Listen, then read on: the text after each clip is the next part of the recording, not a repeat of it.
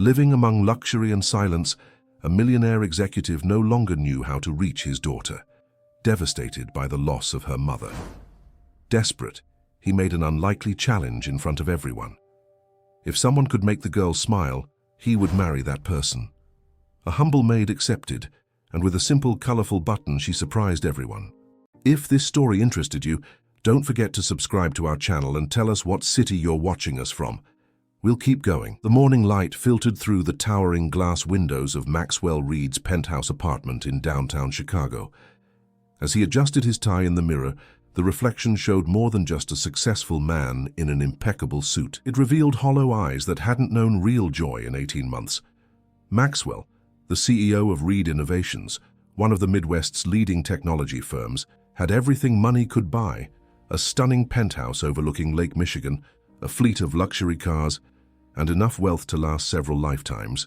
But what use was any of it when his 4-year-old daughter Lily barely spoke anymore? He found her where he always did these mornings, sitting silently by the window. A small teddy bear clutched to her chest, her golden curls catching the sunlight. Since Claire's passing, Lily had retreated into her own world. No amount of expensive toys, elite preschools, or renowned child psychologists had managed to bring back the cheerful little girl who once filled their home with laughter. "Good morning, Princess," Maxwell said, crouching beside her. "Miss Jenkins will be here soon. Be good today, okay?" Lily didn't respond, her gaze fixed on the Chicago skyline. Maxwell sighed, placing a gentle kiss on her forehead before heading to the kitchen where Eleanor, their housekeeper, was preparing breakfast. "No change?" Eleanor asked, her voice laced with concern. "None," Maxwell replied, checking his watch. "Dr. Phillips called yesterday.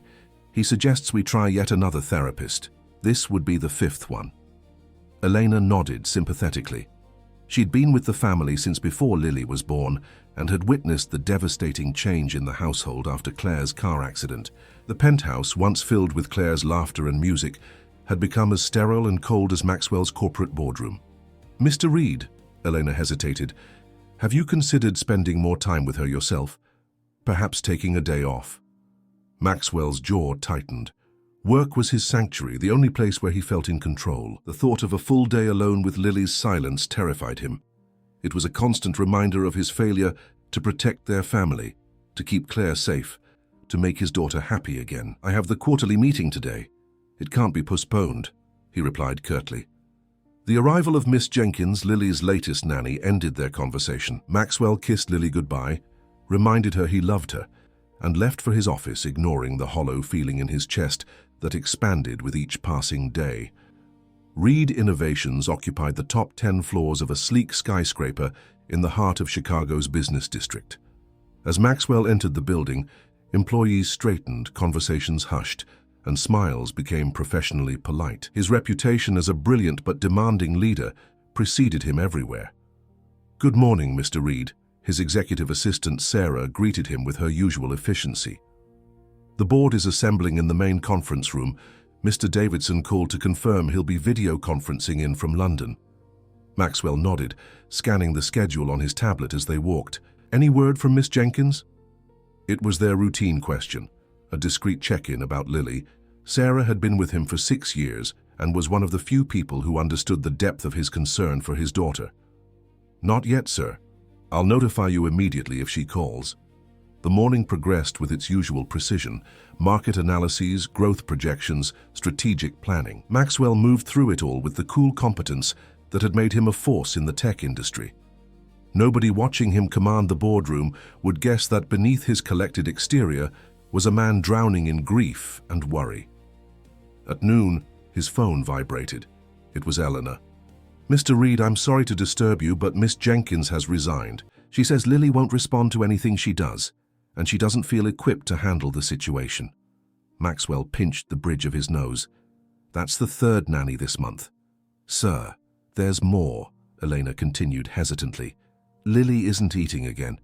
She's just sitting by the window with that teddy bear. I'm worried." Something snapped inside Maxwell. The carefully constructed walls he'd built around his emotions began to crack.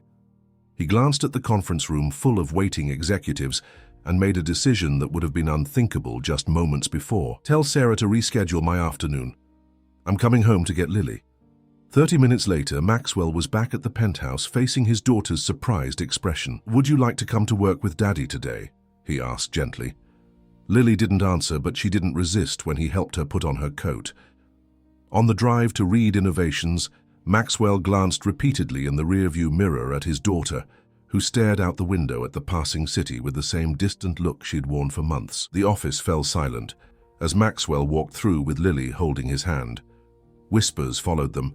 Most employees had never seen the CEO's daughter, though everyone knew the tragic story of his wife. He set Lily up in his private office with coloring books and a tablet loaded with children's games. Throughout the afternoon, he watched her from his desk as she sat quietly, barely touching any of the entertainment options. She observed everything with that same haunting stillness that had become her hallmark. As the day wore on, Maxwell struggled to focus on his work. The quarterly reports blurred before his eyes as he kept glancing at his daughter, a living reminder of all he'd lost and all he was failing to protect. A soft knock interrupted his thoughts. It was Linda, his head of operations. "The board members are asking if you'll be rejoining the meeting," she said, her eyes darting curiously to Lily. "I'll be there in 5 minutes," Maxwell replied. As Linda turned to leave, a quiet sound drifted through the partially open door. Someone was humming a gentle melody in the hallway. Maxwell wouldn't have noticed except for one astonishing thing. Lily's head had lifted slightly, her eyes moving toward the sound. The humming grew louder as the office cleaning staff began their evening rounds. Through the glass wall of his office, Maxwell could see a woman pushing a cleaning cart. She was nothing remarkable at first glance, early 30s perhaps, dressed in a simple grey uniform, her brown hair tied back in a practical ponytail. But she moved with an easy grace, humming softly as she worked, occasionally smiling to herself as though privy to some private joy. Maxwell wouldn't have given her a second thought on any normal day. But this wasn't a normal day because Lily, his silent, withdrawn Lily, had turned her entire body toward the door, watching the cleaner with unmistakable interest. It was the first sign of engagement she'd shown in months. Maxwell stared in disbelief as Lily actually stood up and walked to the glass wall, placing one small palm against it, her eyes following the cleaning woman's movements. When the woman noticed the child watching her, she smiled and waved, and for a brief, heart-stopping moment, Lily's fingers twitched in what might have been the beginning of a wave back. That tiny gesture sent a shockwave through Maxwell's system. He couldn't tear his eyes away from his daughter's face, searching for any further sign of connection. In that moment, watching Lily respond to a simple hummed tune from a woman whose name he didn't even know, Maxwell felt something he hadn't experienced in 18 long months. Hope. Maxwell sat frozen at his desk, afraid to move and break whatever spell had momentarily awakened his daughter's interest. The cleaning woman continued her work, unaware of the profound effect she was having on Lily. She hummed a melody Maxwell vaguely recognized as an old folk song, her movements fluid and unhurried as she emptied trash bins and wiped surfaces. When she reached Maxwell's office door, she paused, noticing Lily's intent gaze. "Hello there, little miss," she said with a warm smile that reached her eyes. Her voice carried a slight southern lilt. "I'm Jessie. What's your name?" Lily didn't answer, but she didn't retreat either, a victory in itself. Maxwell stood up and opened the door, unexpectedly eager to prolong this rare moment of his daughter's engagement. "Her name is Lily," he said. "She doesn't talk much." The woman, Jessie, looked up at him, and Maxwell was struck by the clarity of her hazel eyes. Not intimidated by his position as most employees were, she simply nodded with understanding. "That's all right," she said to Lily. "Sometimes the quietest people have the most interesting thoughts." From her pocket, she pulled out a bright blue button and held it up. "See this? It's my special button.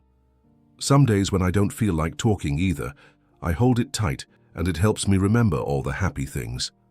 Lily's eyes widened slightly, fixed on the colorful object. Maxwell watched in disbelief as his daughter took a small step forward, still not speaking but clearly interested. "Would you like to hold it for a while?" Jessie offered, extending her palm with the button.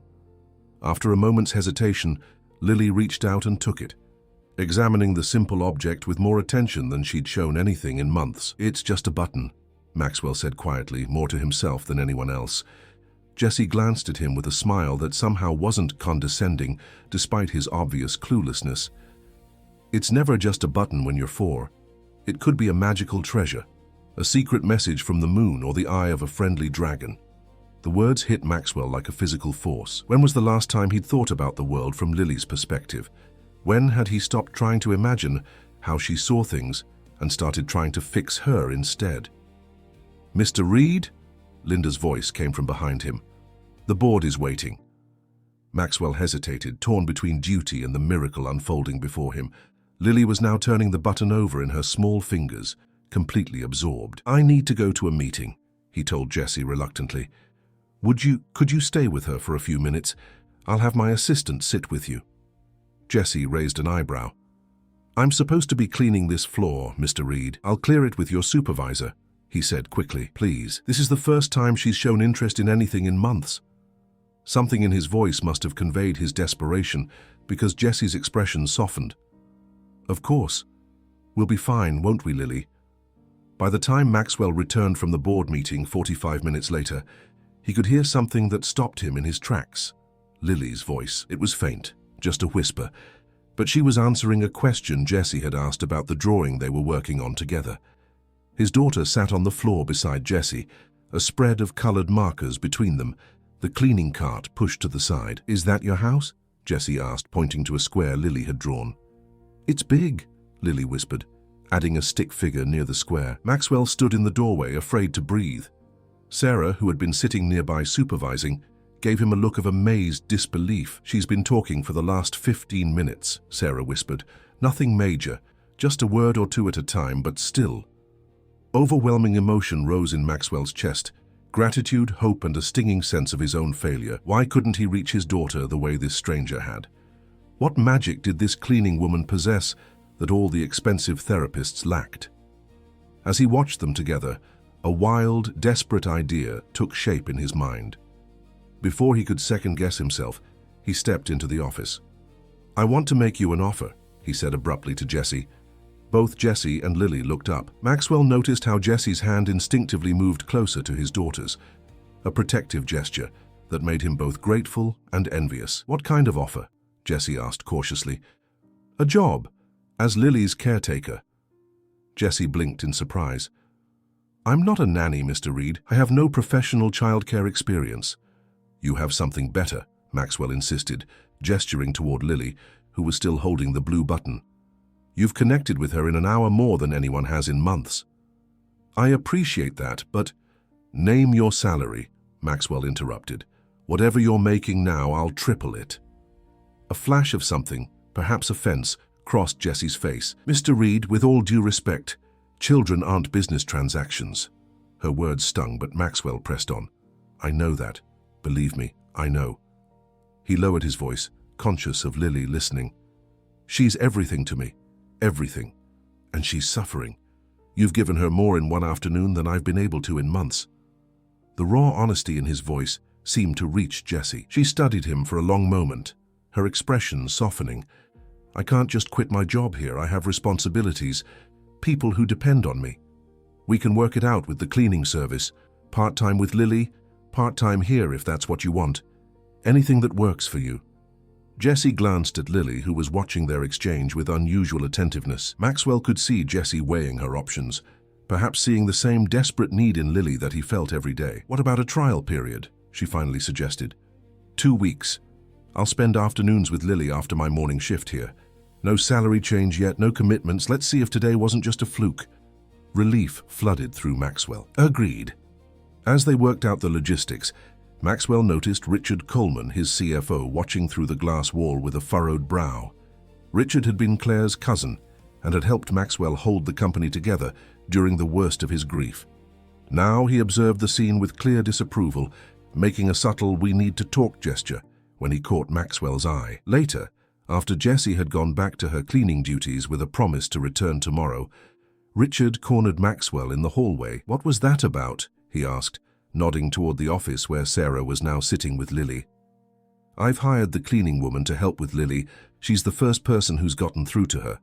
Richard's frown deepened. "Max, I understand you're desperate to help Lily, but bringing your personal issues into the office like this, having staff members babysit, it's not professional." "I don't give a damn about professional right now," Maxwell replied, his voice low but intense. My daughter just spoke for the first time in months. Nothing else matters. Of course it matters, Richard insisted. You're the face of this company. Everything you do reflects on Reed Innovations. Maxwell felt a surge of anger. Are you seriously suggesting that my daughter's well-being is less important than corporate image? Richard placed a placating hand on Maxwell's shoulder. That's not what I'm saying. I'm concerned about you, about Lily. Getting a cleaning woman involved in your personal life. You don't know anything about her. I know she reached Lily when no one else could. Richard sighed, his expression a mixture of concern and frustration. Just be careful. Remember what happened with that tutor you hired last year? The one who sold her story to the tabloids? Life with grieving tech mogul? The reminder made Maxwell wince. The invasion of privacy had been devastating, especially for Lily. This is different, Maxwell insisted, though a seed of doubt had been planted. Jesse's different. I hope you're right, Richard said, his tone making it clear he thought Maxwell was making a mistake. For both your sakes. As Maxwell walked back to his office, he couldn't help wondering if Richard had a point. Was he being reckless, driven by desperation? Perhaps. But seeing Lily's fingers curl around that blue button, hearing her whispered words, he would risk far more than his professional reputation for that. In his office, he found Lily had fallen asleep on the small sofa, the blue button still clutched in her tiny hand. Sarah looked up as he entered. She asked if the button lady would come back tomorrow, Sarah whispered. Those were her exact words, Mr. Reed.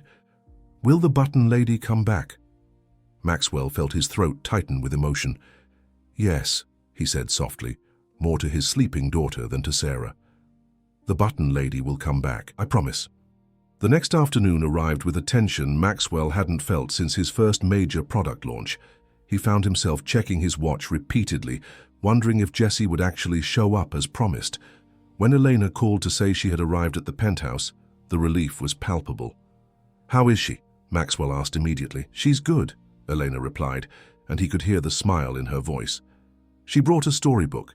Lily is actually sitting next to her on the couch. I'll be home early, Maxwell promised, a decision that raised eyebrows among his executive team when he announced he'd be leaving at 4 instead of his usual 7 or 8. True to his word, Maxwell left the office with the afternoon sun still high over Chicago. As the elevator ascended to his penthouse, he found himself nervous. What if yesterday had been a fluke? What if Lily had retreated back into her shell? The scene that greeted him banished those fears instantly. Sitting cross-legged on the living room floor were Jessie and Lily, surrounded by what appeared to be a kingdom made of sofa cushions, throw pillows, and bed sheets draped over chairs. Lily wasn't just participating, she was directing. The dragon goes here, she was saying, pointing to a space between 2 pillows. Her voice was still quiet, but there was an authority to it that Maxwell hadn't heard in so long. Of course, Princess Lily, Jessie replied seriously, moving a stuffed dinosaur, apparently serving as the dragon, to the designated spot. But what about the magical river? Will it protect your castle? Maxwell stood transfixed, watching his daughter engage in imaginative play as if the past 18 months of withdrawal had never happened. Elena appeared beside him, smiling. She's been like this for over an hour, Elena whispered. Miss Jessie brought that old dinosaur toy from her car, said it was her nephew's, something about a story with a friendly dragon that protects princesses. The button is his eye, Lily explained, pointing to where she had apparently attached Jessie's blue button to the dinosaur. He can see magic with it. That's very clever, Jessie praised, then looked up and noticed Maxwell. Oh, hello, Mr. Reed. We're in the middle of saving the kingdom from some very naughty rain clouds. Maxwell stepped forward cautiously, afraid of disrupting the delicate magic of the moment. Can I help? There was a pause as Lily considered him, and Maxwell held his breath. Then she pointed to a space near her. You can be the king, but you have to wear a crown. Jessie reached for a paper construction that Maxwell hadn't noticed, a roughly made crown decorated with marker drawings. She handed it to him with a smile. Your Majesty. Without hesitation, Maxwell placed the crown on his head and joined them on the floor, careful not to disturb the elaborate cushion arrangement. What are my royal duties, Princess Lily? For the next hour, Maxwell followed his daughter's directions in their game, marveling at the detailed world she and Jessie had created. Lily spoke more than she had in months, describing the imaginary kingdom and the adventures of its inhabitants. Maxwell caught Jessie watching him at times, a thoughtful expression on her face that made him wonder what she was thinking. When the game finally wound down and Lily agreed to help Elena prepare dinner, Maxwell walked Jessie to the door. "Thank you," he said simply, the words inadequate for the gift she had given him today. Jessie shook her head. "Don't thank me yet. We've only just started. She's speaking, playing. Yesterday she barely moved from the window." "Children are resilient," Jessie said. "Sometimes they just need the right key to unlock what they've closed away." She hesitated. "Mr. Reed?" "Maxwell," he corrected her. "Please." "Maxwell," she amended with a small smile. "I think Lily needs consistency right now. These visits are good, but what?" Jessie seemed to choose her words carefully. "But I'm concerned about building her trust and then disappearing from her life. If this arrangement is temporary—" "It doesn't have to be," Maxwell interrupted. "I meant what I said yesterday, whatever it takes." Jessie nodded, though she still looked troubled. "I'll see you tomorrow, then." Over the next 2 weeks, a pattern emerged. Jessie would arrive at the penthouse after her morning cleaning shift, spend the afternoon with Lily, and leave shortly after Maxwell came home. Each day, Lily became more animated, more verbal. The transformation was nothing short of miraculous to Maxwell's eyes. What surprised him most, however, was how much he began looking forward to those early evenings when he would join them for an hour before Jessie left. He found himself laughing for the first time in longer than he could remember, playing silly games and rediscovering his daughter in ways he'd thought impossible. And then there was Jessie herself. Maxwell found her increasingly intriguing. She never spoke about her personal life, deflecting questions with practiced ease. She was educated, he could tell by her vocabulary and occasional literary references, but seemed content in her working-class job. Most remarkably, she treated him exactly the same way she treated the security guards in his building or Elena, with respect, but without the deference or intimidation his wealth and position usually inspired. As the 2-week trial period drew to a close, Maxwell invited Jessie to stay for dinner after their now customary play session. Lily was delighted by the invitation, insisting that Jessie sit next to her at the table. "I think we need to discuss the future of our arrangement," Maxwell said after Lily had been tucked into bed. They sat in his sleek, modern living room, the Chicago skyline glittering beyond the floor-to-ceiling windows. Jessie looked slightly out of place among the minimalist designer furniture, still dressed in her simple jeans and sweater. "I suppose we do," she agreed, her hands wrapped around a mug of tea. "I'd like you to continue working with Lily. Full-time." Jessie took a sip of her tea, her expression thoughtful. "I've been thinking about that. I'm not sure it's the right move." Maxwell felt a surge of alarm. "Why not? She's flourishing with you. Surely you can see that." "I can," Jessie acknowledged, "and I care about Lily, very much. But I have concerns." "Name them. Whatever they are, we can address them." Jessie set down her mug. "For one thing, I have other responsibilities. My mother is ill, and her care takes a significant portion of my income and time." Maxwell waved a hand dismissively. "As I said before, name your salary, and we can arrange for the best care for your mother." "It's not that simple," Jessie countered, a hint of frustration creeping into her voice. "My mother values her independence. She wouldn't accept charity." "It wouldn't be charity. It would be part of your compensation package." Jessie gave him a long look. "Do you always think you can solve problems by throwing money at them?" The question stung, especially coming from someone who had seen his greatest failure, his inability to help his own daughter despite all his resources. "Not always," he said quietly, "but when money can help, why not use it?" "Because some things aren't about money, Maxwell. They're about dignity, independence, self-worth." She paused. "Your daughter didn't need expensive toys or elite therapists. She needed someone to see the world through her eyes, to validate her feelings instead of trying to fix them." The words hit their mark. Maxwell stood and walked to the window, looking out at the city below. "I don't know how to do that," he admitted, his back to her. "I never have. Claire was the one who understood Lily, who knew how to reach her." He turned to face Jessie. "I'm a problem solver. It's what I do, but I couldn't solve this. Couldn't help my own daughter when she needed me most." The vulnerability in his confession seemed to soften Jessie's resolve. She stood and approached him. "You love her," she said simply. "That's more important than you realize." It hasn't been enough.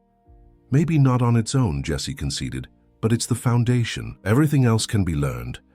They stood in silence for a moment, the city lights casting a soft glow across the room. I have a proposal, Jessie finally said. I'll work with Lily 3 days a week, afternoons only. I keep my morning job at Reed Innovations because I value my independence and no astronomical salary, a fair wage for a childcare worker with my experience, which is minimal. Maxwell started to protest, but Jessie held up a hand. Those are my terms. Take them or leave them. Why? Maxwell asked, genuinely puzzled. Why limit the time? Why insist on keeping a job cleaning offices when you could earn so much more? Jessie smiled slightly. Because I don't measure success or fulfillment the way you do. And because I think it's important for Lily, and for you, to understand that value isn't determined by a paycheck. Maxwell studied her face, trying to understand this woman who defied all his expectations. You're unlike anyone I've ever met, Jessie. I'll take that as a compliment, she replied with a small smile. It was meant as one. Maxwell extended his hand. I accept your terms. As they shook hands, Maxwell couldn't help feeling that something significant had just occurred, something that went beyond a simple employment agreement. For the first time since losing Claire, he felt a connection to another adult that wasn't purely professional or superficial. Later that night, after Jessie had gone, Maxwell checked on Lily. She was sleeping peacefully, the blue-button dinosaur clutched in her arms. On impulse, he sat beside her bed, watching the gentle rise and fall of her chest. I'm trying, Princess, he whispered.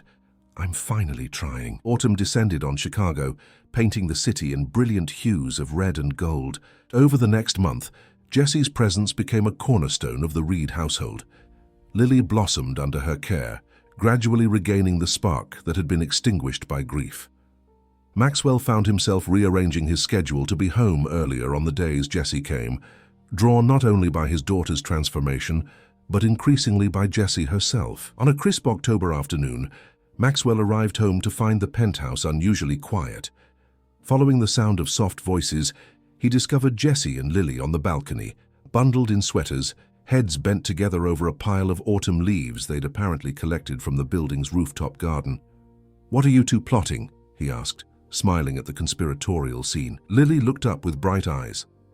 We're making leaf people. Look, Daddy. She held up a figure constructed from leaves, twigs, and yarn, a crude but charming little doll.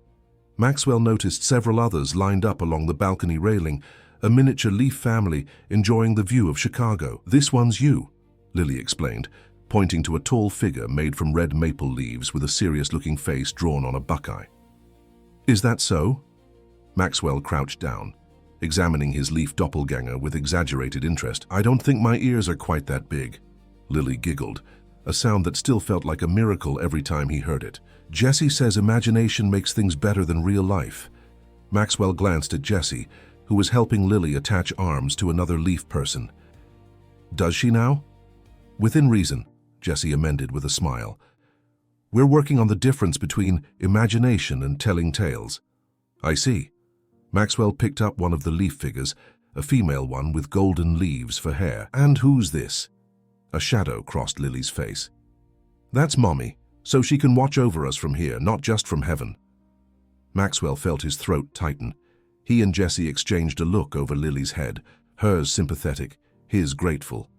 Somehow Jessie had found a way to help Lily process her grief in a manner that all the child psychologists had failed to do. It's beautiful, Princess, he managed to say. Mommy would love it. They spent the rest of the afternoon working on the Leaf family together, Maxwell following Lily's instructions while Jessie offered creative suggestions.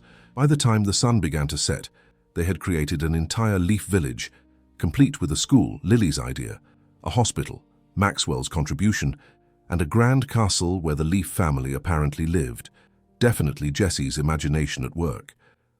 As they were cleaning up, Lily suddenly asked, Can Jessie stay for dinner again, please, Daddy?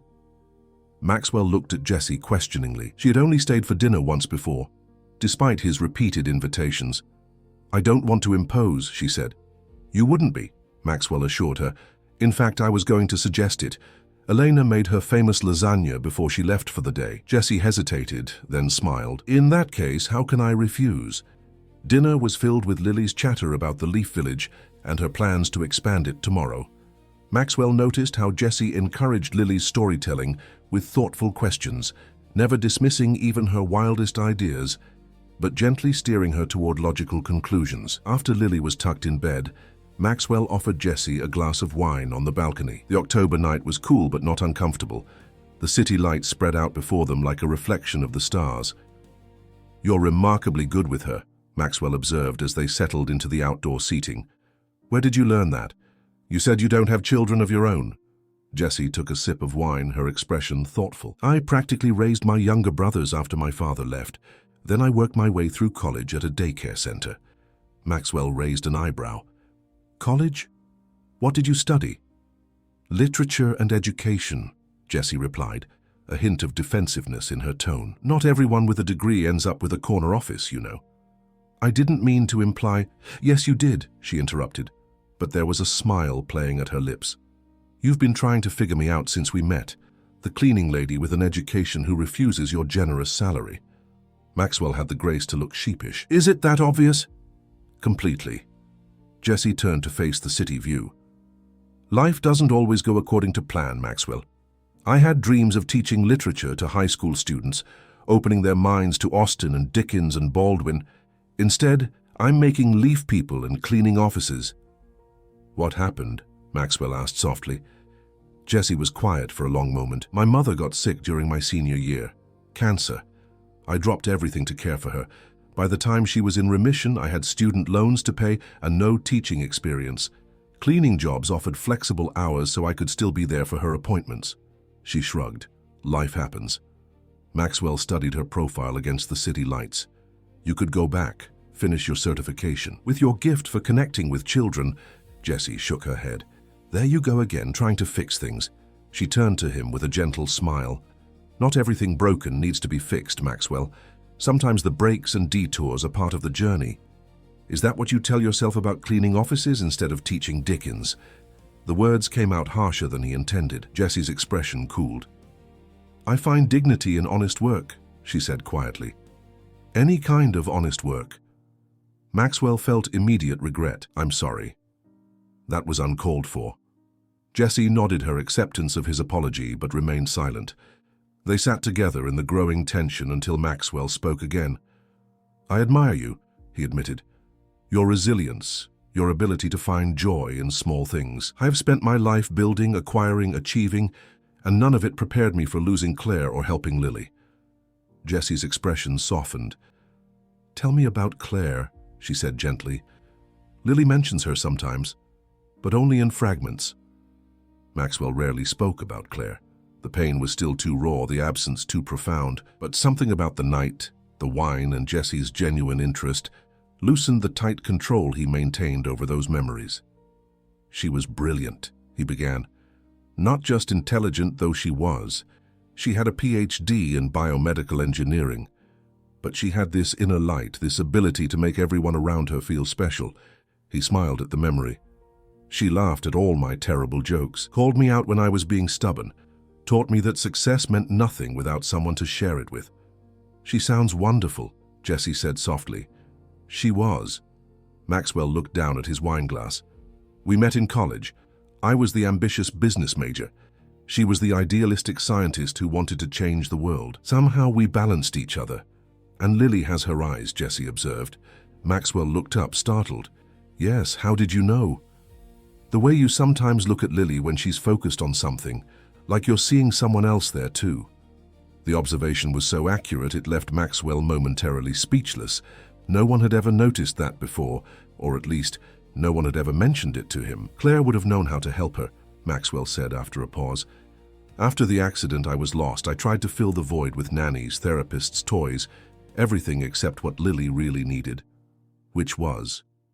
"You," Maxwell said simply. "Someone who could see her, really see her. Someone who understood that what she needed wasn't to be fixed but to be heard." Jessie looked away, seemingly uncomfortable with the intensity of his gaze. "I'm just doing what comes naturally." "That's exactly my point." Maxwell leaned forward. What comes naturally to you is what Lily needs, what we both needed. You've brought life back into our home, Jesse." The air between them seemed to shift, charged with an emotion neither was ready to name. Jesse stood abruptly. "It's getting late. I should go." Maxwell stood as well, aware he had crossed some invisible boundary. "Of course, I'll call you a car." As they walked back inside, Maxwell's phone rang. It was Richard Coleman. "I need to take this." He apologized to Jessie, who nodded and went to gather her things. "Max, we have a situation," Richard said without preamble. "The Taylor merger is falling apart. Their CEO is getting cold feet about the valuation." Maxwell pinched the bridge of his nose. "We agreed on the numbers last week." "Well, he's backtracking now. Says he needs more assurances. He wants a meeting tomorrow morning." "That's not possible. I have—" "Max," Richard cut in, his voice sharp. "This is a $100 million deal. Whatever you have can wait." Maxwell glanced at Jessie, who was saying goodnight to Elena near the door. Tomorrow was one of her days with Lily. "Fine," he conceded. "Set it up."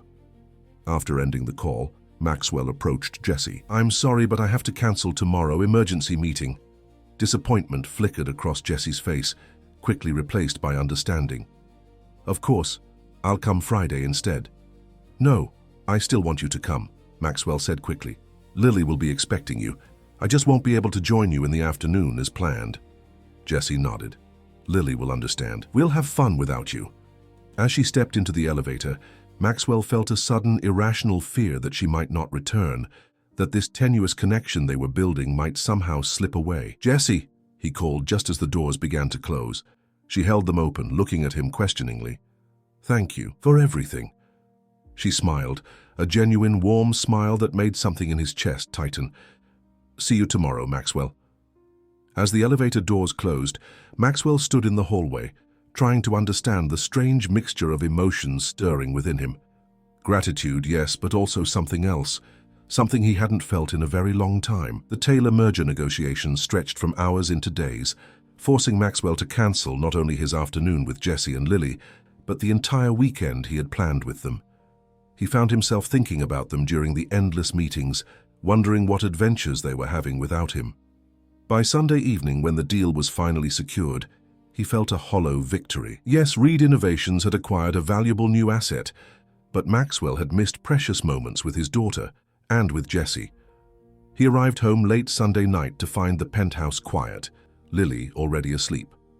Elena left a note saying that Jessie had taken Lily to the Lincoln Park Zoo that afternoon and that they'd had a wonderful time. Next to the note was a child's drawing, clearly Lily's work, showing 3 stick figures, a tall one labeled Daddy, a small one with yellow crayon hair labeled Me, and a medium-sized one with brown hair labeled Jessie. They were all holding hands, standing in front of what appeared to be animal cages. Above them, Lily had written in her wobbly handwriting, "We missed you." Maxwell stared at the drawing, a complex mixture of emotions washing over him. Pride in his daughter's progress, gratitude to Jessie, and an uncomfortable awareness that he was falling into old patterns, allowing work to consume him at the expense of his family. The next morning he called Richard. "I need you to clear my schedule for Wednesday afternoon." "Wednesday?" Richard sounded alarmed. "The board presentation is Thursday. We need to prep—" "I'll be ready," Maxwell interrupted. "But I'm taking Wednesday afternoon off. Non-negotiable." After a pause, Richard agreed, though his tone suggested he thought Maxwell was making a mistake. Maxwell didn't care. He had something more important planned. When Wednesday arrived, Maxwell left the office at noon, a first since taking over as CEO. He drove directly to Reed Innovations' downtown building, not to his office on the top floor, but to the service entrance where the cleaning staff reported. The supervisor, clearly surprised to see him, directed him to the 3rd floor where Jessie was working. He found her emptying recycling bins in the marketing department, her back to him as she moved efficiently through the cubicles. Several employees looked up in shock at the sight of their CEO standing awkwardly in the office area, watching a member of the cleaning staff. "Jessie," he called softly. She turned, surprised. "Maxwell, is something wrong? Is Lily okay?" "Everything's fine," he assured her quickly. "I came to ask you a favor." Relief crossed her face, followed by confusion. "A favor? Take the rest of the day off, both of us." Jessie glanced around at the half-cleaned office, aware of the curious stares from the marketing team. "I can't just leave in the middle of my shift." "I already cleared it with your supervisor," Maxwell said. "Please, I want to show you something." Curiosity won out over propriety. 20 minutes later, they were in Maxwell's car, heading north out of the city. "Are you going to tell me where we're going?" Jessie asked after they'd been driving for half an hour. "It's a surprise," Maxwell replied, enjoying her puzzled expression. "Don't worry, we'll be back in time to pick up Lily from preschool." Another 30 minutes brought them to a sprawling property in one of Chicago's northern suburbs. Maxwell turned onto a tree-lined drive that led to a charming old Victorian house surrounded by extensive gardens, now in their autumn glory. "What is this place?" Jessie asked as they parked. "Something I think you'll appreciate." Maxwell led her toward the house, where an elderly woman greeted them at the door. "Mr. Reed," she said warmly, "we've been expecting you. Please, come in." Inside, the house was filled with books, shelves upon shelves of them lining every wall. Children's artwork decorated the spaces between bookcases, and comfortable reading nooks were scattered throughout. In one large room, a group of children sat on colorful cushions while a young woman read to them from a picture book. Jessie turned to Maxwell, her eyes wide with question. "It's called Storybook Haven," he explained quietly. "It's a literacy center for underprivileged children. They provide after-school programs, weekend reading clubs, tutoring, all centered around literature." As they toured the facility, Jessie's expression grew increasingly awed. They visited classrooms where teenagers received homework help, a computer lab where children were creating digital stories, and a cozy library where young readers could borrow books freely. "This is amazing," Jessie whispered, as they watched a group of elementary schoolers enthusiastically acting out a scene from Charlotte's Web. "How did you find this place?" "Claire was on their board," Maxwell said softly. "She believed every child deserved access to books, regardless of their circumstances. After she was gone, I continued supporting them financially, but I haven't visited in over a year." Jessie's eyes filled with understanding. "Why are you showing me this now?" Maxwell led her to a quiet corner of the library. "Because they need a new program director, someone with a background in literature and education, someone who understands children and the power of stories." He took a deep breath. "Someone like you." Jessie stared at him. "What are you saying?" "I'm offering you a job, Jessie. A real one, using your education and your gifts." Her expression changed from confusion to disbelief, then, to Maxwell's surprise, to anger. "So that's what this is about," she said, her voice low but intense. "You couldn't stand the thought of a cleaning woman caring for your daughter, could you? Despite everything I've done for Lily, despite our conversations about dignity in all work, you still need to fix my situation." Maxwell was taken aback. "That's not it at all. I thought you'd be pleased." "Pleased?" Jessie stood up. "You went behind my back, decided what was best for me without even asking, and expected me to be grateful. This isn't about me, Maxwell. It's about your discomfort with who I am and what I do." "Jessie, please." "No," she shook her head firmly. "I told you before, I don't need rescuing. I made my choices for good reasons. If you can't respect that, then perhaps our arrangement isn't working after all." Without waiting for a response, she walked out of the library. Maxwell caught up with her in the entrance hall. "Jessie, wait. I'm sorry. I didn't think—" "That's just it," she interrupted. "You didn't think about what I might want. You decided what was best based on your values, not mine." Maxwell ran a hand through his hair in frustration. "I was trying to help. I thought this would be your dream job. Literature, children, teaching." "It might have been once," Jessie admitted, some of the anger leaving her voice. "But my life took a different path. I've made peace with that. Why can't you?" The question hung between them, forcing Maxwell to confront an uncomfortable truth. Despite all his admiration for Jessie's character and abilities, part of him still believed her current circumstances were something to be fixed rather than respected. "I'm sorry," he said finally. "Truly. I didn't mean to offend you or suggest your work isn't valuable. I just thought I wanted to give you something back, after all you've given us." Jessie's expression softened slightly. "Maxwell, if you want to give me something, give me your respect, not your pity or your patronage." The drive back to Chicago was quiet. The easy camaraderie they'd developed over the past weeks replaced by a tense silence. When Maxwell pulled up in front of Lily's preschool, Jessie turned to him. "I think I should take a few days off," she said carefully. "Lily is doing well, and I need some space to think." Panic flared in Maxwell's chest. "Please don't quit. Lily needs you." "I'm not quitting," Jessie assured him. "I just need time to decide if this arrangement is still healthy for everyone involved." Maxwell wanted to argue, to convince her to stay, but he recognized that would only push her further away. "I understand," he said instead. "Take whatever time you need." Jessie nodded and got out of the car to greet Lily, who came running from the school entrance with a bright smile. Maxwell watched as his daughter threw her arms around Jessie's waist, chattering excitedly about her day. The sight filled him with both joy and fear. Joy at Lily's obvious happiness, fear at how quickly it could all disappear if Jessie decided not to return.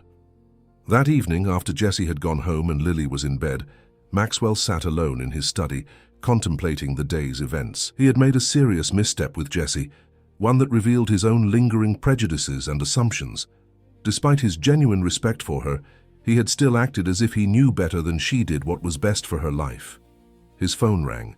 Richard again. "The board wants a preview of tomorrow's presentation," Richard said without preamble. "Are you available for a call in 10 minutes? Maxwell looked at the family photo on his desk. Himself, Claire, and baby Lily, all smiling in a moment of perfect happiness now lost to time.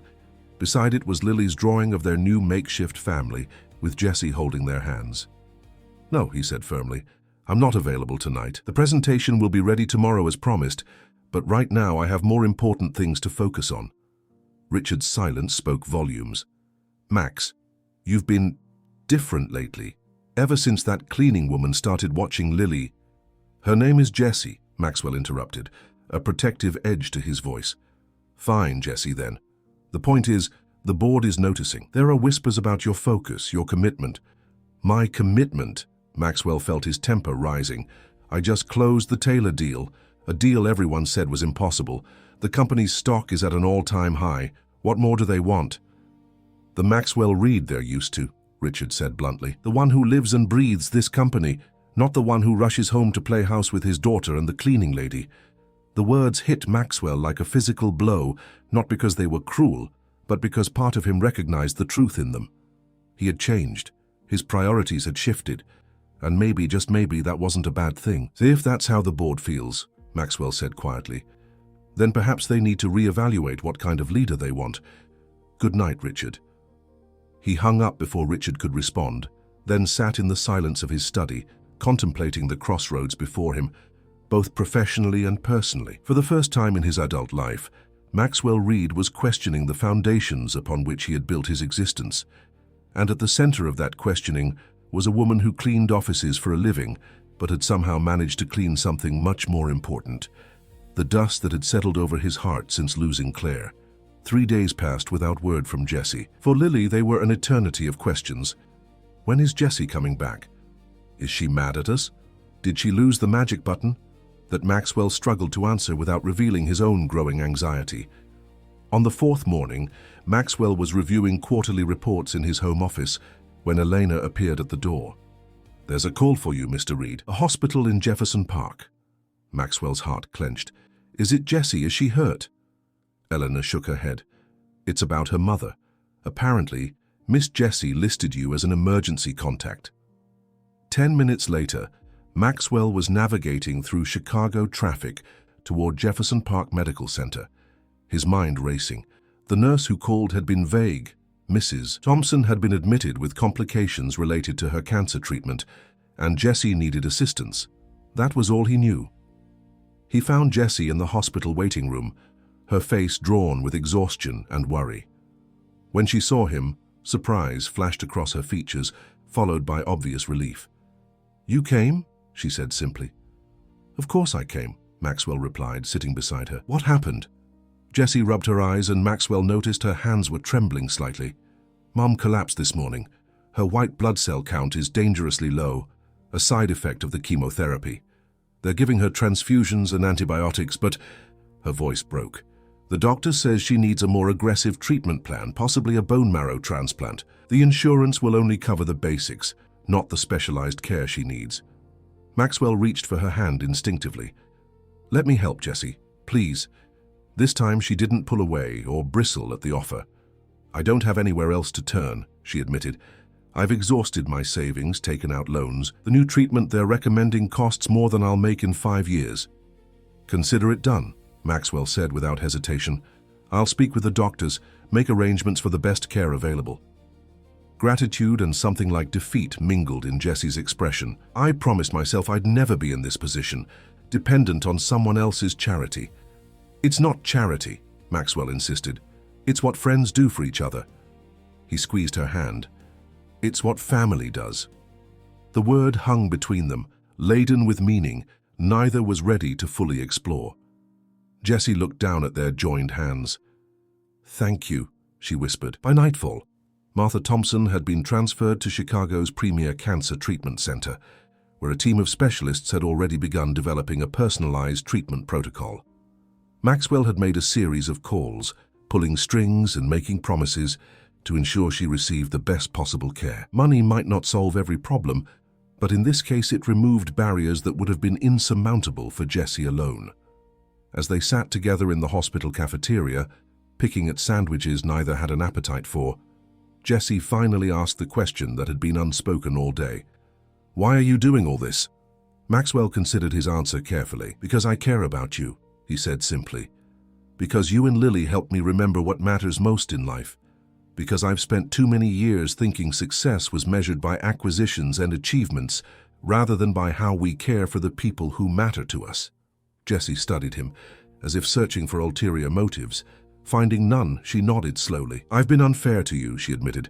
"I've been so determined to maintain my independence that I've pushed away genuine help, genuine connection. We're both works in progress," Maxwell said with a small smile. A comfortable silence settled between them, the tension of their last meeting dissolving in the face of this new challenge they were facing together. "Lily's been asking for you," Maxwell said after a while. "She misses you terribly." Jessie's eyes softened. "I miss her too. I didn't mean to disappear on her. She'll understand. She's remarkably empathetic for a 4-year-old. "Like her mother?" Jessie asked gently. Maxwell nodded.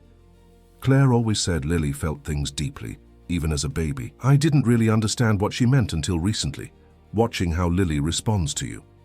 The mention of Claire no longer brought the sharp pain it once had. Instead, Maxwell found he could speak of her with a bittersweet fondness, acknowledging the loss without being consumed by it. "Will you come back?" he asked, the question encompassing more than just her role as Lily's caretaker. Jessie hesitated. "I want to, but my mother will need me. The recovery from this treatment will be lengthy, difficult." "Bring her to the penthouse," Maxwell suggested without thinking. "We have the guest suite on the lower level. Private bathroom, separate entrance if she wants independence. She'd have round-the-clock care while you're with Lily, and you'd be there for her in the evenings." Jessie looked stunned by the offer. "Maxwell, I can't ask that of you." "You didn't ask. I offered." He leaned forward. "Jessie, let us help you the way you've helped us. Please." 2 weeks later, Martha Thompson moved into the Reed penthouse. At 72, she was a diminutive woman, with Jessie's hazel eyes and a stubborn independence that initially made her resistant to the arrangement. But her health concerns outweighed her pride, and the private suite Maxwell had prepared offered the perfect balance of support and autonomy. To everyone's surprise, Lily took to Martha immediately. Perhaps it was the older woman's no-nonsense manner, or her willingness to tell stories about the old days. Whatever the reason, they formed an instant bond that delighted Jessie and reassured Maxwell that his impulsive invitation had been the right decision. Life in the penthouse shifted to accommodate their new reality. Jessie moved into a room down the hall from Lily, maintaining her morning cleaning job, but spending afternoons and evenings with her mother and the Reeds. Maxwell adjusted his work schedule, delegating more responsibilities to his executive team so he could be home for dinner most nights. Richard's displeasure was evident in their weekly meetings, but Maxwell found he cared less and less about his CFO's opinion. The Taylor merger was proceeding smoothly, the company's market position was stronger than ever, and Maxwell was discovering he could be both an effective CEO and present in his daughter's life. The myth of the all-consuming corporate lifestyle that he had accepted as necessary for success was exactly that, a myth. One evening in early December, Maxwell returned home to find the penthouse transformed. The sleek, minimalist decor had been softened with evergreen garlands, twinkling lights, and handmade ornaments. Christmas music played softly, and the scent of cinnamon and pine filled the air. In the living room, Lily, Jessie, and Martha were decorating a massive Christmas tree. Lily, perched on Jessie's shoulders, was carefully placing a star on top, her face a picture of concentration. "Careful now," Martha directed from her wheelchair. "A little to the left, dear." "Like this, Grandma Martha?" Lily asked, adjusting the star. Maxwell froze in the doorway. Grandma Martha, when had that happened? Martha noticed him first. "Well, don't just stand there gawking, young man. Come help with these lower branches. My old hands aren't as nimble as they used to be." Jessie turned, lowering Lily to the ground. "We thought we'd surprise you," she explained, looking suddenly uncertain. "I hope you don't mind the decorations. Lily mentioned you hadn't had a real Christmas since Claire," Maxwell finished for her. He looked around at the festive scene, at his daughter's excited face, at the warm transformation of the once sterile space. "It's perfect." Relief washed over Jessie's features. "Really? We weren't sure, really," he assured her, dropping his briefcase and joining them by the tree. "I've missed this. Lily has missed this." The evening unfolded with a warmth the penthouse hadn't known in years. They finished decorating the tree, had dinner together, and then settled in the living room to watch a Christmas movie. Lily nestled between Maxwell and Jessie on the sofa, Martha dozing in her wheelchair nearby. As the credits rolled and Lily's eyes grew heavy, Maxwell carried her to bed. When he returned to the living room, he found Jessie gently covering Martha with a blanket. "She insisted she wasn't tired," Jessie said with a fond smile. "Stubborn to the end, that's my mother." "Wonder where you get it from," Maxwell teased, earning a playful glare from Jessie. They moved to the balcony, despite the December chill, drawn by the spectacular view of Chicago's skyline dressed in holiday lights. Standing side by side, their breath forming small clouds in the cold air, Maxwell felt a contentment he'd thought lost forever. "Thank you," he said quietly, "for bringing Christmas back to our home, for bringing life back to it." Jessie turned to him, snowflakes catching in her hair. "I should be thanking you. What you've done for my mother, for me, I can never repay that." "I don't want repayment," Maxwell said, his voice low and intense. "I want—" He trailed off, suddenly uncertain. What did he want? The answer was both simple and terrifying. He wanted this. Jessie, Lily, even Martha, the family they were becoming. He wanted the warmth and laughter that had returned to his life. He wanted a second chance at happiness. Jessie seemed to read his thoughts. "Maxwell," she began, her voice hesitant, "we need to be careful. Lily has become so attached to me, to this arrangement. If things between us became complicated and then didn't work out, is that what you're afraid of?" Maxwell asked, stepping closer. "That this won't last?" "I'm afraid of many things," Jessie admitted. "Afraid of depending on someone again. Afraid of letting Lily down if I can't be what she needs. Afraid that what you feel for me is just gratitude, not love?" Maxwell finished quietly. The word hung in the frosty air between them, neither confirming nor denying its truth. "We've both lost too much to rush into something uncertain," Jessie finally said. "Lily deserves better than that, we all do." Maxwell nodded slowly, acknowledging the wisdom in her caution, even as his heart urged him forward. "Then we'll take it slowly," he promised, "one day at a time."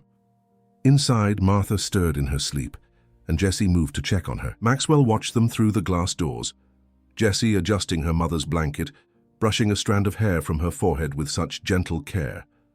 The sight crystallized something in his heart, a certainty that transcended the confusion and doubt of the past months. Whatever this was between them, gratitude, friendship, or something deeper, it had already changed him irrevocably. And for the first time since losing Claire, Maxwell Reed was not afraid of change. He was embracing it. Christmas came and went in a whirl of lights, presents, and moments that Maxwell quietly tucked away in his memory.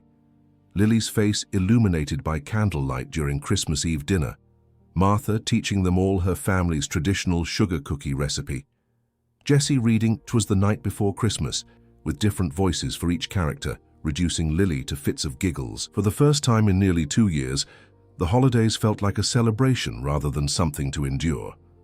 As January settled over Chicago with its characteristic chill, the makeshift family they had created fell into comfortable rhythms.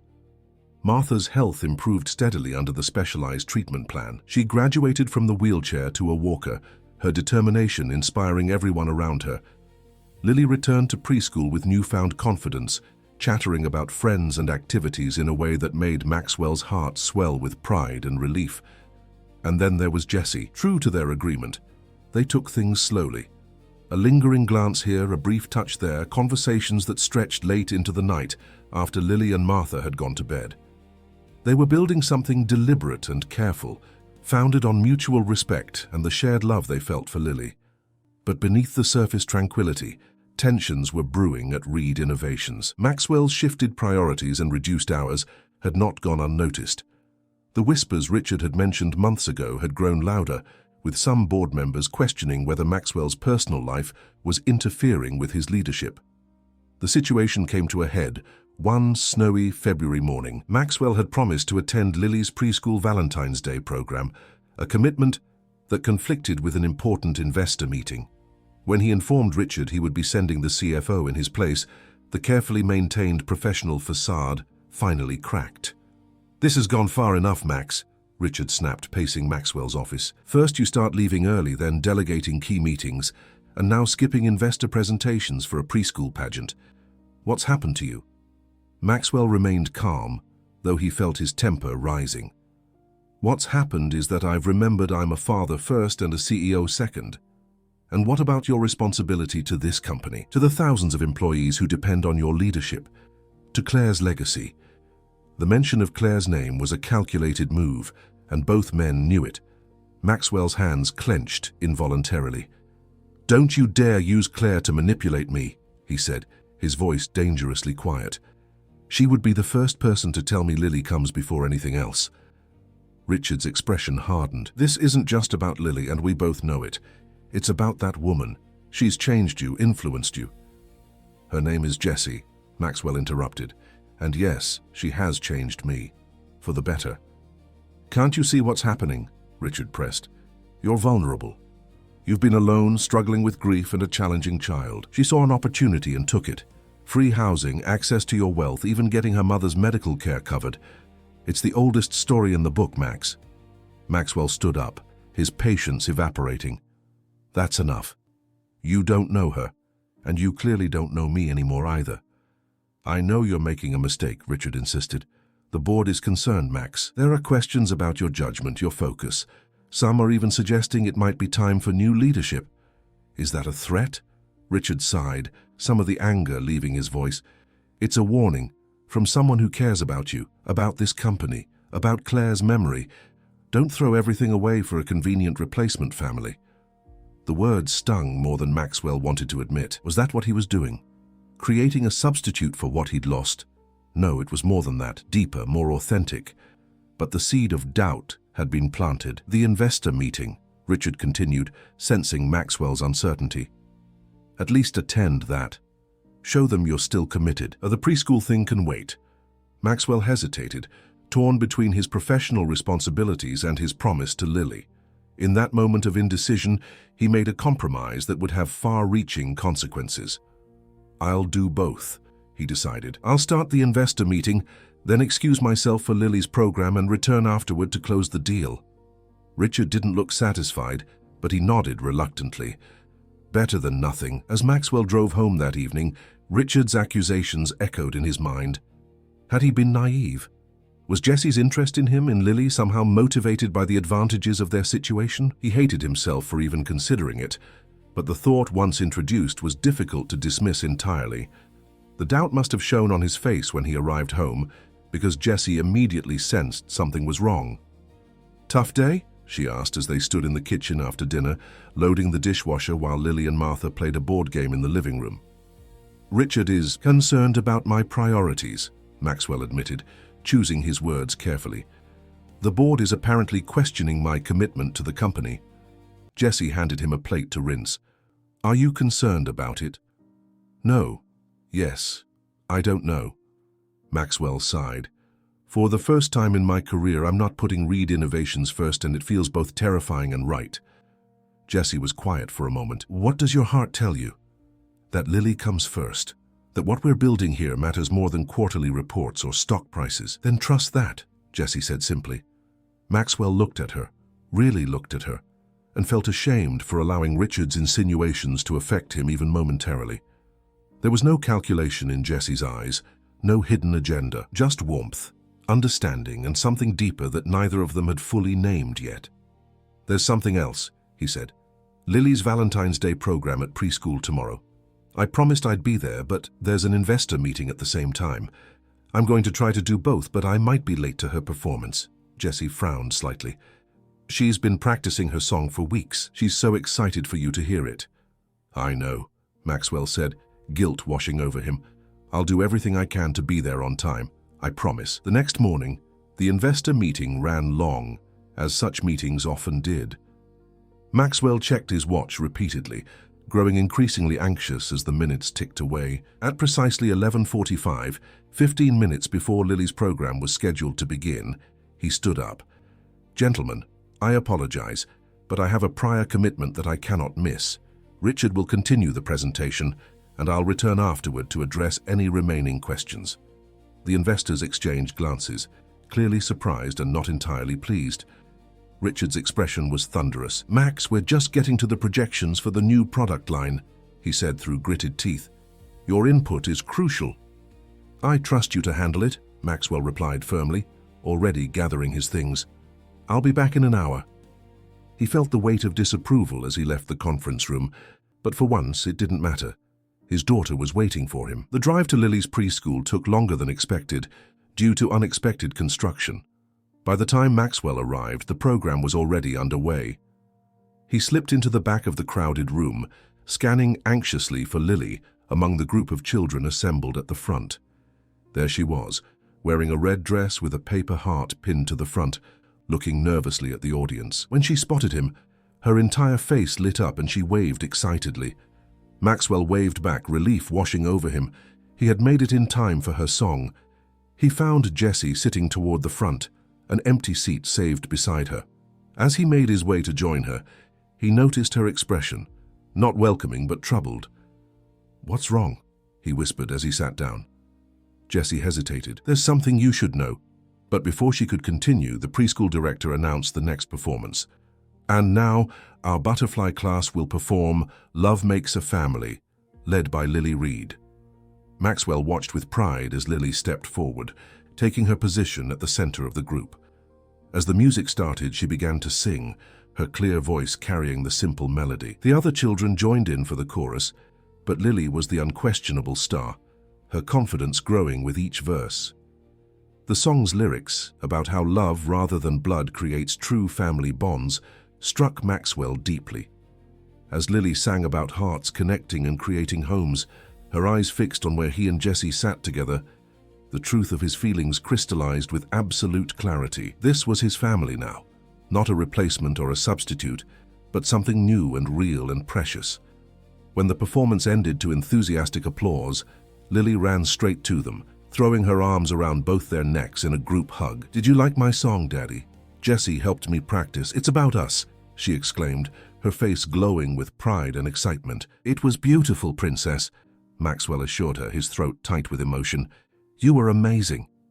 As Lily ran off to join her friends for cookies and juice, Maxwell turned to Jessie. What were you trying to tell me before? Jessie's expression grew serious again. Richard is here. What? Maxwell looked around in confusion. Why would he? He came to the house this morning after you left, Jessie explained quietly. He wanted to speak with me privately. He offered me money, Maxwell, to leave you and Lily. Maxwell felt as if he'd been doused in ice water. He did what? He said my presence was becoming a problem for your image, for the company. He offered to pay for my mother's entire treatment and provide a generous settlement if I would step aside gracefully. Her voice was steady, but Maxwell could see the hurt beneath her composure. Rage, unlike anything Maxwell had felt in years, surged through him. I'll fire him today. Jessie placed a hand on his arm. That's not all. He implied that if I didn't accept his offer, he would make things difficult for us. He mentioned something about the board having concerns about your judgment, about your attention being divided. He's been planting those doubts, Maxwell realized, using his position as CFO and his relationship to Claire to undermine me. There's something else you should know, Jessie said hesitantly. Something I should have told you sooner. Richard came to see me once before, back in November. He suggested then that my relationship with Lily, with both of you, was inappropriate. I didn't tell you because I didn't want to create problems between you, and because I thought he was just being protective of Claire's memory. Maxwell's mind raced, connecting dots he should have seen months ago. Richard's increasing criticism, the board's supposed concerns, the subtle pressure to maintain the workaholic schedule that had left no room for personal connection. This ends now, Maxwell said, his decision made. Richard has overstepped in ways I can't forgive. As they gathered Lily's things to leave, Maxwell caught sight of Richard standing at the back of the room, watching them with a tight expression. Their eyes met across the crowded space, and in that moment both men recognized that a line had been crossed. Outside in the parking lot, as Jessie buckled Lily into her car seat, Maxwell confronted the final piece of truth he had been avoiding. "I love you," he said simply, when Jessie turned to him. "Not out of gratitude or convenience, or as a replacement for what I've lost. I love you for who you are, for what you've brought into our lives, for the way you see the world and the way you've helped me see it too." Jessie's eyes widened, then softened. "I've been so afraid to hear those words," she admitted, "afraid they would change everything, make this complicated arrangement we have impossible to maintain. And now?" She smiled, a full, unguarded smile that reached her eyes. "Now I'm only afraid of not saying them back. I love you too, Maxwell Reed. Your stubbornness, your generosity, your determination to do right by Lily, even the way you sometimes try to fix everything with your resources instead of your heart." Maxwell laughed, feeling lighter than he had in years. "We make quite a pair, don't we?" "We make a family," Jessie corrected him, echoing Lily's song. "That's so much better." As they drove home with Lily chattering happily in the back seat about her performance, Maxwell made a mental note to call an emergency board meeting. It was time to set the record straight about his priorities, to stand up for the life he was choosing rather than the one Richard or anyone else thought he should have. Whatever challenges lay ahead, Richard's opposition, the board's potential resistance, the complexities of blending their lives, they would face them together. Because Lily was right. Love, not circumstance or convention, makes a family. And despite all his wealth and success, Maxwell Reed had never felt richer than he did in this moment, with the two people he loved most beside him and the future, at last, bright with promise. The emergency board meeting Maxwell called the following day became a turning point, not just for his career but for Reed Innovations itself. With a clarity and passion that reminded everyone present why he had built the company into what it was, Maxwell laid out his vision for a future where success was measured not just in profits, but in purpose and balance. "I've spent years believing that sacrifice was the price of achievement," he told the assembled board members, his voice steady and resolved. "I sacrificed time with my wife before I lost her. I sacrificed my daughter's early years. I nearly sacrificed her emotional recovery because I couldn't see beyond the next deal, the next product launch." Richard sat stone-faced at the far end of the table, his usual place at Maxwell's right conspicuously vacant. "What I've learned," Maxwell continued, "is that true leadership isn't about being present for every decision. It's about building a team that shares your vision and values, that can function effectively whether you're in the room or not. It's about creating a company culture that values whole human beings, not just productive workers." He outlined his proposal, a restructuring of leadership responsibilities that would allow him to maintain strategic control while delegating more day-to-day operations. He would work a modified schedule, leaving the office at a reasonable hour most days, and taking Fridays to work from home. In return, he promised continued innovation, growth, and a company that led by example in how it treated not just its customers, but its employees. "As for the concerns about my personal life," Maxwell concluded, looking directly at Richard, "let me be clear. The choices I make for my family are not subject to board approval. The woman who has helped my daughter heal, who has brought joy back into our home, deserves nothing but respect and gratitude from anyone who truly cares about this company's future. Because a CEO who remembers how to be human is ultimately better for business than one who forgets." The vote that followed was not unanimous. Richard and two of his allies opposed the plan, but the majority of the board recognized the wisdom in Maxwell's vision. By the end of the day, Maxwell had a mandate to implement his new leadership model, and Richard Coleman had tendered his resignation, effective immediately. "You're making a mistake," Richard said, as he packed his office that evening, Maxwell watching from the doorway. This company was Claire's dream too. She wouldn't want to see it take a back seat to your domestic situation. Maxwell shook his head, pitying the man who had once been not just a colleague but family. "You didn't know Claire as well as you thought if you believe that. She built this company with me because she wanted to create something meaningful, something that improved lives, but she never confused the company with life itself." Richard paused, a framed photo in his hands. Himself and Claire at a company retreat years ago, both smiling. "I was trying to protect her legacy," he said, his voice softer than Maxwell had heard it in months. "To protect you from making decisions in grief that you might regret later." "I know," Maxwell acknowledged, "but at some point your concern became something else, something possessive and controlling. Claire wouldn't have wanted that either." As Richard placed the photo in his box, a flicker of vulnerability crossed his face. "I loved her too, you know. Not the way you did, but she was like a sister to me. When she died, I felt like I had to hold everything together. The company, you, her memory." For the first time, Maxwell glimpsed the pain Richard had been carrying, the misguided sense of duty that had driven his actions. It didn't excuse what he'd done, the way he'd tried to manipulate Jesse or undermine Maxwell's leadership, but it made it comprehensible, human. "Find your own life, Richard," Maxwell said gently. "Claire would want that for you too." With Richard's departure, a weight lifted from the company atmosphere. The restructuring Maxwell implemented over the following months brought fresh energy and perspectives to Reed Innovations. He appointed Linda Chen, his operations director, as the new CFO, promoting several other promising executives to leadership positions that distributed responsibility more evenly across the organization. At home, the changes were equally profound. Martha's health continued to improve, her doctors amazed by her progress. By early spring, she was strong enough to join them for short walks in the park. Her walker replaced by a stylish cane she insisted on calling her third leg. "Never thought I'd be around to see another spring," she confided to Maxwell one afternoon as they sat on a park bench watching Jesse push Lily on a swing. "Thought the cancer would take me like it took my Harold 30 years ago. But here I am, watching my daughter fall in love, seeing that child blossom. That's a gift beyond measure. We're the ones who received the gift," Maxwell told her sincerely. "Having you both in our lives."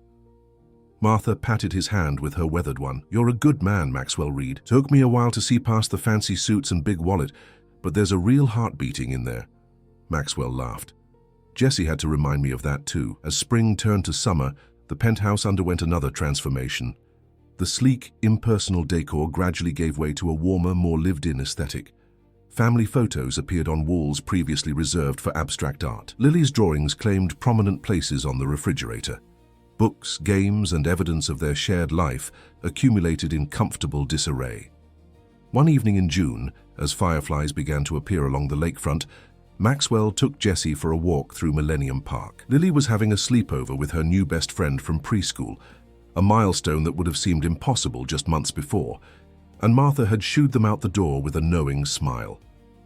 They strolled hand in hand through the summer twilight, stopping to watch the changing colors of Crown Fountain and listen to distant music from an outdoor concert at the J. Pritzker Pavilion. As they approached Cloud Gate, the giant reflective sculpture locals called the Bean, Maxwell guided Jesse to stand before it. "Do you remember the first time you came to the office?" he asked, watching their distorted reflections in the polished surface. "The day you brought life back into our world with a simple blue button and a story?" Jesse smiled, leaning against him. "I remember thinking you looked so lost behind that big desk. So powerful and yet so helpless at the same time." "I was," Maxwell admitted, "until you showed me another way to be." He turned to face her directly. "I made you a promise that day, though you didn't know it. I promised myself that if you could make Lily smile again, I would do anything to keep you in our lives." "Maxwell," Jesse began, but he gently placed a finger over her lips. "Let me finish," he said softly. "That promise was made from desperation, from a father's need to see his child whole again. But what I'm offering you now comes from a very different place." From his pocket, He withdrew not a ring box, as Jessie might have expected, but the blue button, now attached to a simple silver chain. "This button has become a symbol for us," Maxwell explained, holding it up so it caught the evening light. "It represents imagination, healing, seeing magic in ordinary things, all the gifts you've brought into our lives." He took a deep breath. "I'm not asking you to marry me because of a desperate promise, or for Lily's sake, or even because I think it's the logical next step. I'm asking because I love you, Jessie Thompson, completely and without reservation." Tears welled in Jessie's eyes as she looked at the button necklace. "Have you kept it all this time?" "Lily gave it back to me last week," Maxwell admitted. "She said it had done its job for her, but that maybe we still needed its magic." Jessie laughed through her tears. "She's wiser than all of us sometimes." "Is that a yes?" Maxwell asked, hope and love mingling in his voice. Instead of answering immediately, Jessie took the necklace and placed it around her neck, the blue button resting against her heart. Then she wrapped her arms around his neck. "Yes," she whispered against his lips. "1,000 times yes." Their kiss, reflected and multiplied in the curved surface of Cloudgate, seemed to ripple outward into the Chicago evening, a promise of love that had found its way through grief, across social divides, and into the beating heart of a family reborn. 2 months later, on a perfect August afternoon, they gathered in the rooftop garden of the Reed Innovations building, the very place where Lily and Jessie had collected leaves for their leaf people nearly a year before. The ceremony was small and intimate, just family, close friends, and a few colleagues who had supported Maxwell through his transformation from workaholic CEO to balanced leader and devoted father. Lily, serving as flower girl, practically danced down the aisle, scattering rose petals with enthusiastic abandon. Martha, resplendent in a blue dress that matched her daughter's eyes, was escorted by Elena, who had become not just an employee, but a friend to them all. When Jessie appeared, radiant in a simple ivory gown, a collective murmur of appreciation rose from the assembled guests. Around her neck gleamed the blue button on its silver chain. Her something blue, she had insisted, more precious than any diamond or pearl. Maxwell, watching her approach with Lily now holding his hand, felt a profound sense of rightness wash over him. This wasn't an ending or a replacement for what he had lost. It was a continuation, a new chapter in a story of love that had evolved and expanded to embrace new characters, new possibilities. The vows they exchanged were simple but heartfelt. Jessie promised to continue bringing imagination and joy into their lives, to honor the memory of Claire while creating new traditions of their own. Maxwell vowed to remember that true wealth was measured in moments of connection, not financial statements, and to cherish the unexpected gift that had walked into his office that fateful day. When the officiant pronounced them husband and wife, Lily couldn't contain her excitement. "Now we're a real family forever," she exclaimed, loud enough for everyone to hear, prompting laughter and a few discreetly wiped tears among the guests. At the reception, Martha raised her glass in a toast that captured the journey they had all taken together. "To second chances," she said, her voice strong despite her frail appearance. "To finding love where you least expect it. To remembering that family isn't about matching last names or shared blood, but about hearts that choose to beat in harmony." Later, as evening fell and the Chicago skyline began to twinkle with lights, Maxwell found a moment alone with his new wife on the rooftop terrace. "Happy?" he asked, drawing her close. Jessie's smile was answer enough, but she elaborated anyway. "More than I ever thought possible. A year ago I was cleaning offices and worrying about Mom's medical bills. Now I'm here with you and Lily and this incredible new life we're building." "You know," Maxwell said thoughtfully, "when Claire first became ill, she made me promise something. She said, 'Don't let grief become your life story. Find joy again for yourself and for Lily.'" He touched the blue button at Jessie's throat. "I think she would be pleased with how we kept that promise." "I think so too," Jessie agreed softly. "In her own way, she led you to that office on the day I was singing to myself while cleaning. She's part of this story too." The sound of laughter drew their attention back to the reception. Lily was teaching Martha and several other guests the dance she had learned for her preschool program, her face alight with joy and confidence that would have been unimaginable a year ago. "Shall we join them?" Maxwell asked, offering his hand. Jessie took it without hesitation. "Lead the way." As they stepped back into the celebration, surrounded by the family they had created from unexpected pieces, Maxwell reflected on the journey that had brought them here. From the silent, grief-stricken man he had been to the husband, father, and leader he was becoming. From the pristine but empty penthouse to the warm, sometimes chaotic home they now shared. From isolation to connection. It hadn't been an easy path. There had been missteps and misunderstandings, doubts and difficulties. But watching Lily now, dancing with her new mother, her eyes sparkling with the same light that had once seemed extinguished forever, Maxwell knew with absolute certainty every step had been worth it. And as the night deepened and stars appeared above the Chicago skyline, the Reed family, Maxwell, Jesse, Lily, and Martha, continued their dance, moving to the rhythm of a love story that had begun with a simple blue button and the courage to imagine something magical in the most ordinary of things.